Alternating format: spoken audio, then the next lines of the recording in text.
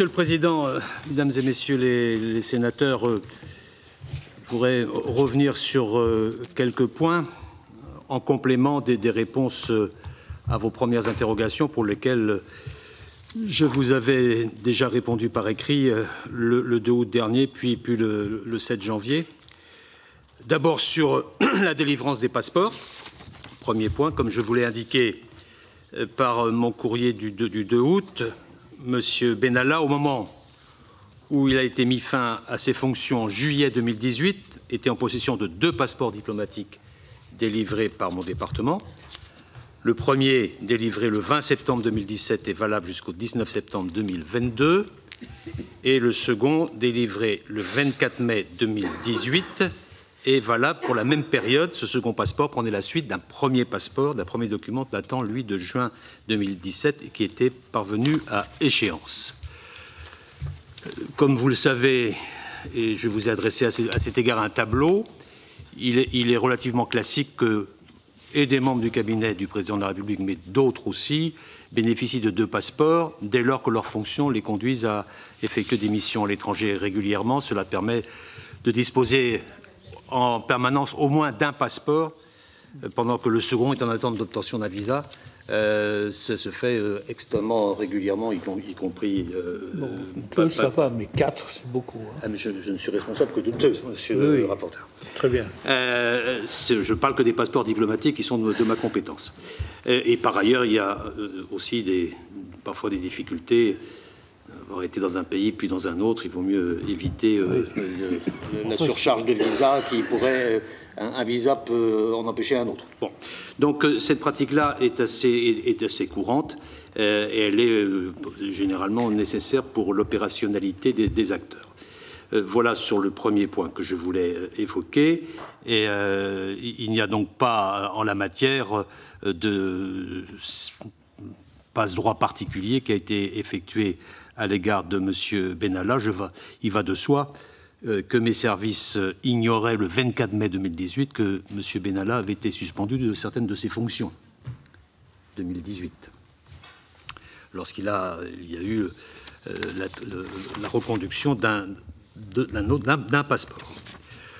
Deuxième élément rapide d'information pour votre commission. Quelles ont été les démarches conduites par mon ministère pour obtenir la restitution des passeports détenus fin juillet 2018 ? J'ai abordé déjà cette question dans les réponses écrites que je vous ai fait parvenir.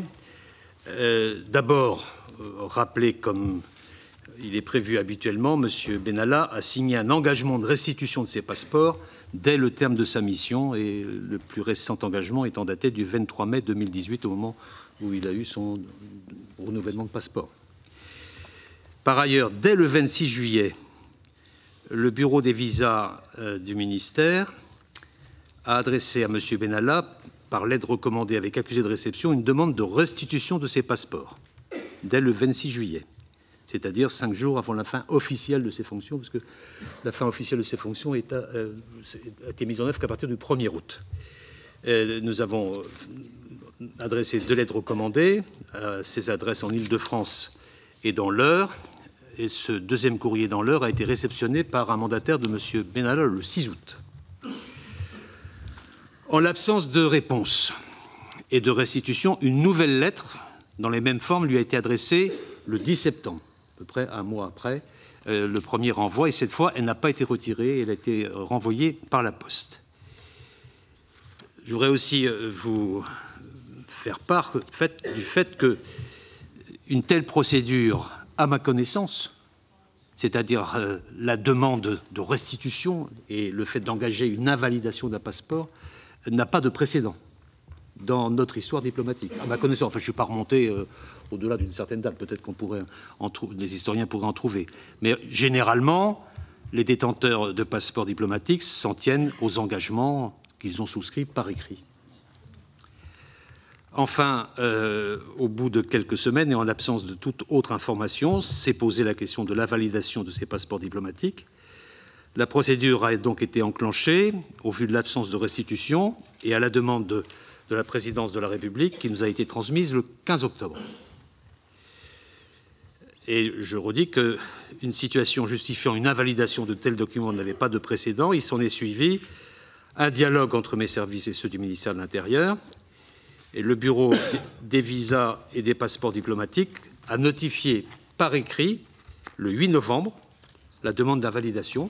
Il y a eu des échanges d'abord entre services, puis une démarche écrite le 8 novembre, et nous avons demandé l'invalidation des 2 passeports diplomatiques au ministère de l'Intérieur, et cette demande a été reconfirmée le 19 décembre.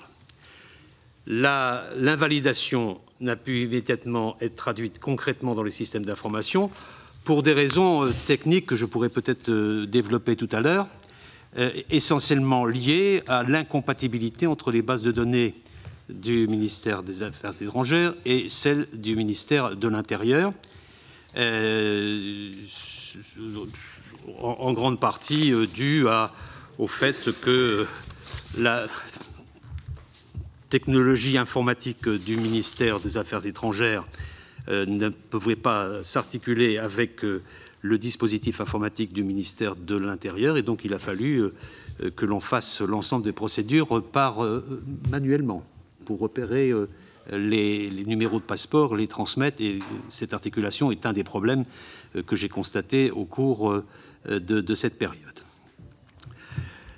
Par ailleurs, étant donné les déclarations contradictoires de M. Benalla et constatant certains articles de presse sur l'utilisation de ces passeports, et constatant par ailleurs certaines informations dont je disposais, j'ai décidé le 28 décembre, soit 4 jours après les premières informations de presse, de saisir le procureur de la République.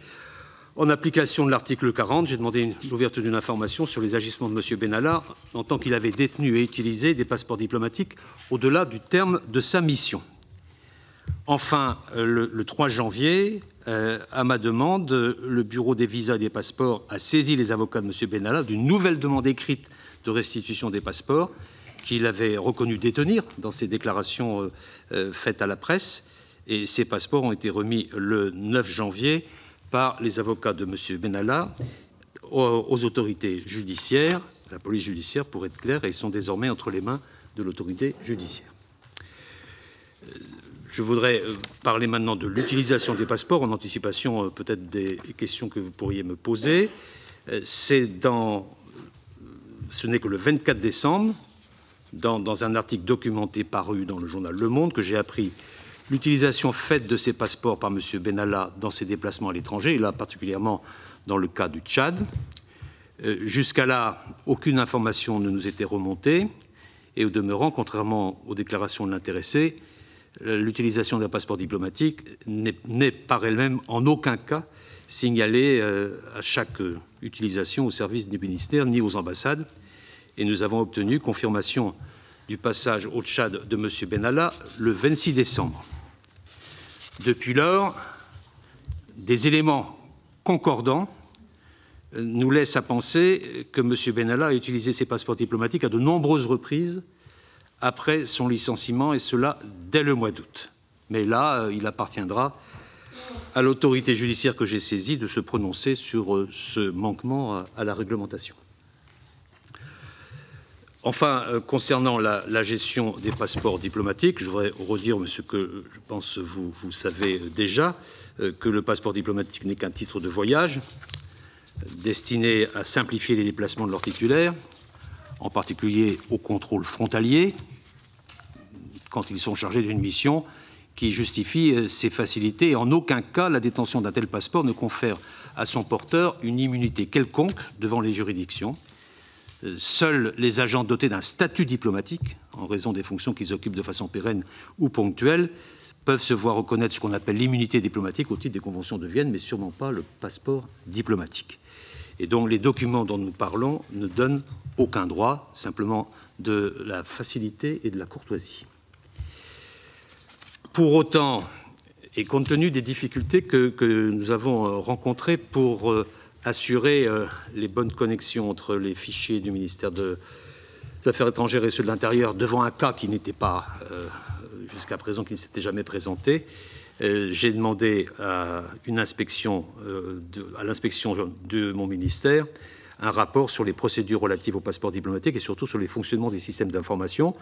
Ce rapport m'a été communiqué le 15 janvier et j'ai l'intention de appliquer toutes les recommandations et je suis tout à fait disposé, évidemment, à vous le transmettre parce que c'est un document qui permettra, je pense, d'éviter certaines lenteurs qui ont pu être constatées parce que le cas était totalement nouveau et que, par ailleurs, le dispositif informatique n'était pas connecté et que, par ailleurs, mais on y reviendra sans doute, le dispositif informatique au sein du ministère des Affaires étrangères était un peu ancien et qu'il nécessitera d'apporter des modifications et des modernisations à ce sujet, mais surtout faire en sorte qu'il y ait le lien entre les deux systèmes. Mais cela n'a pas empêché la poursuite d'une procédure à laquelle nous avons veillé très attentivement pendant toute la durée de cette affaire jusqu'à la restitution du passeport et jusqu'à l'invalidation qui lui a d'ailleurs été antérieure. Voilà ce que je peux dire en commençant, Monsieur le Président, Madame et Monsieur le rapporteur, avant d'ouvrir les discussions et de vous fournir toutes les informations que vous souhaiteriez avoir en complément.